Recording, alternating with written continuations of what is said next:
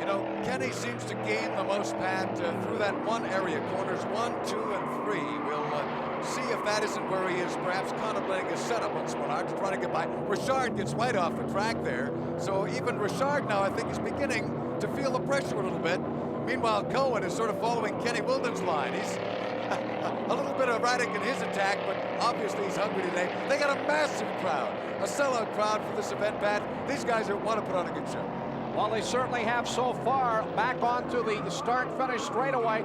There's Cadman, Spenard, and then number 17, Kenny Wilden. There, Rob Fellows.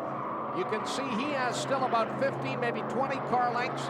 Then Cadman running all by himself in second for the moment. And then this great three-way battle involving Richard Spenard, Kenny Wilden in the red car, and then just a little bit further back, Peter Cohen in that orange and blue car number 46. And Peter Cohen, again, a little bit of a move there by Kenny Wilden as they head down the long run on Boulevard du Carmel. Wilden, tags Spenard in the back.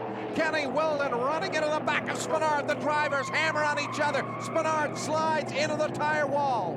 Kenny Wilden, now again, the two drivers hammer on each other. Cohen is by. Cohen goes by in the meantime, Ben. Peter Cohen up in a third. Spenard and Wilden literally running into each other as now they work their way down Rue de Cologne.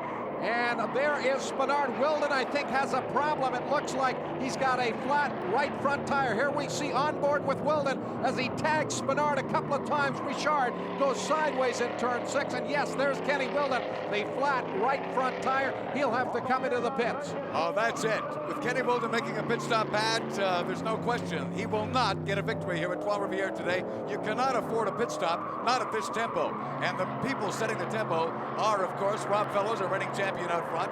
And now it's a nice run for John Cadman Jr., the Motormaster car, and the work continues frantically with the Wilden pit. A little help, I note here, from the Lapsevich crowd as well. Now a replay. There we see it again. Wilden, I'm not sure if he just went in too deep into the corner. He hit Spenard from the back. Spenard goes sideways into the tire walls, but the impact with the back of Spenard's car evidently made that right front tire flat. They're still working on it in the pits, and he undoubtedly will lose a lap. Kenny Wilden still in the pits. Here's Rob Fellows, your race leader, back up across start finish. Cadman runs in second. Peter Cohen is third.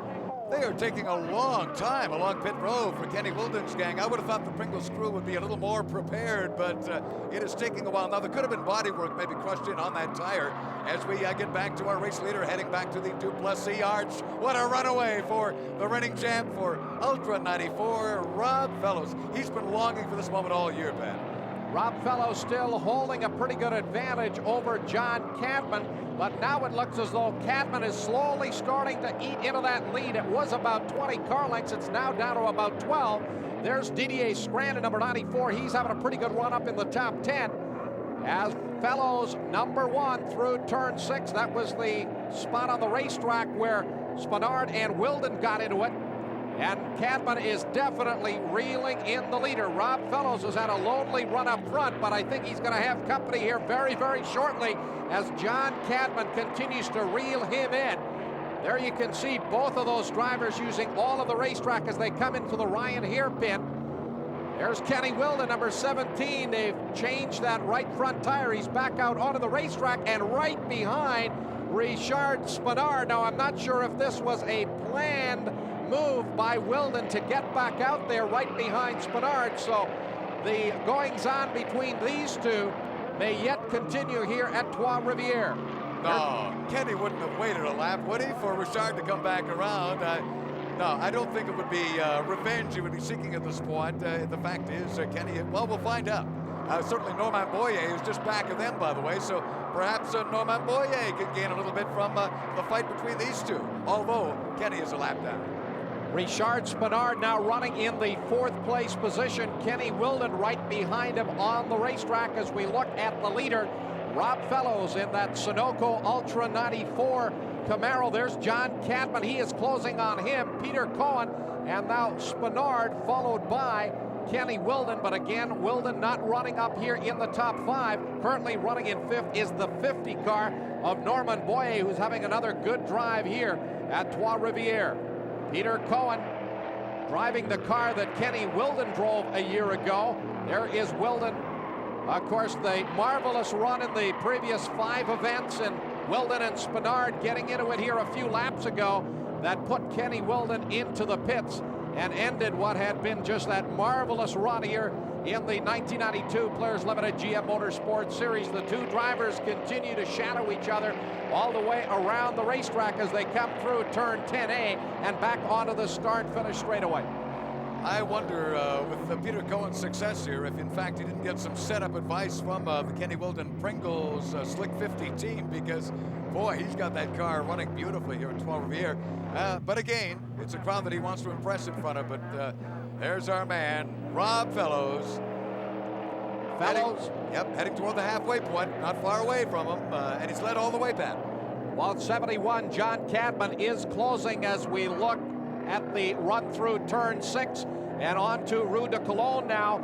The drivers using every inch of the racetrack. Cadman just inches away from that outside wall as now they move through turn 7 and into 8 through the Paillet corner. Watching the leaders come up, of course, they've got the hairpin at Ryan corner to deal with right here, and here comes Cohen. Still Rob Fellows very much in control here. And still in striking distance, John Cadman Jr. Oh, look at this. Kenny Wilden gets by. He makes it by Spinard. He does not attack Richard after all. I guess he's fighting to get a lap back here, Ben.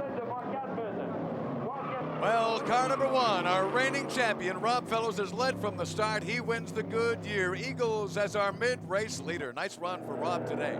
But right now, Rob Fellows being reeled in a hurry by John Cadman as they move through turn 6 and out onto Rue de Cologne. Cadman is closing on Rob Fellows, who's really been running all by himself throughout this event, but now Cadman mounting a challenge, and he is bringing Peter Cohen along with him in car 46 as we take a look through the rundown. Ken Wilden back in 16th place here at the moment. Ronnie Schell running in 15th, and the rest of the running orders. So that incident between Spinard and Wilden ending what had been the marvelous run here by Kenny Wilden, as right now he runs well outside of the top 10. Again, the rest of the field, we're just showing you. Jacques Lilia, by the way, in that Napa Karcher entry, putting in a nice run, as is Didier Scronin, but this man has dominated today. Comes in, doesn't grab quite as much of that corner as John Cadman Jr. did earlier. Peter Cohen is the one really getting up a little tighter on that wall in corner 1. As long as he stays away from it, Pat, he'll be okay, and still pretty strong in 3rd spot. Out of turn 3, they move on to Boulevard du Carmel, the fastest section of the racetrack here now, and Cadman got a good drive coming off of turn number 3. He'll try to chop into that lead of Rob Fellows just a little bit more. And again, now they'll be going from about 180 kilometers an hour down to 80, hard braking from 4th down to 2nd gear through turn 6. And Cadman continues to inch ever so closer to Rob Fellows. And now Fellows, who's had pretty much a run all by himself up front, is starting to see that black Motormaster Camaro in his mirrors as they work their way through the Paillet corner and head down to the Ryan hairpin. That lead of Rob Fellows evaporating here in a big hurry. Well, I'm wondering too, Rob sees traffic up ahead. We got the Paul Mackey car just ahead of him here, the blue equipment. I think what he's doing now, Pat, really is responding to the attack by the Motormaster entry of John Cadman Jr. And I think Rob is pulling away a little bit more now. So maybe he's decided, oh, I've got to respond to this, and he's doing so. Another driver staying right with the lead pace is Peter Cohen. And right now it's holding at about 8, 9, maybe 10 car lengths between the leader, number 1, Rob Fellows, in that yellow and blue Sunoco Ultra 94 car, and John Cadman in that black, red, and white Motormaster Camaro, as again they come off of turn 3. And here goes Fellows. He'll try to get around Mackey on the straightaway as he tries to run him down. Cadman there, 71, parked right behind Mackey. Very courteous here. He'll move out of the way, allow Fellows through as they clear off of turn 6. And now Mackey sitting in between Fellows and Cadman. Again, he pulls over to the side and will allow Cadman to go through. So some very courteous driving there by Paul Mackey as the 1st and 2nd place cars now have put him a lap down. Well, Paul Mackey doing the best that he could to stay out of the way. The fact is he had to come in there and be a little bit of the sandwich for just a moment or so. It held John Cadman Jr. up a little bit, Pat, but not enough that he's lost sight of our leader. Mind you, it may take a lap or so to regain the ground he's lost. Rob Fellows out of turn 10. John Cadman still trying to chase him down, but Fellows has led here from the start. 20 laps to complete at Trois Rivières. Here's the top three, 15 to go. We'll be right back.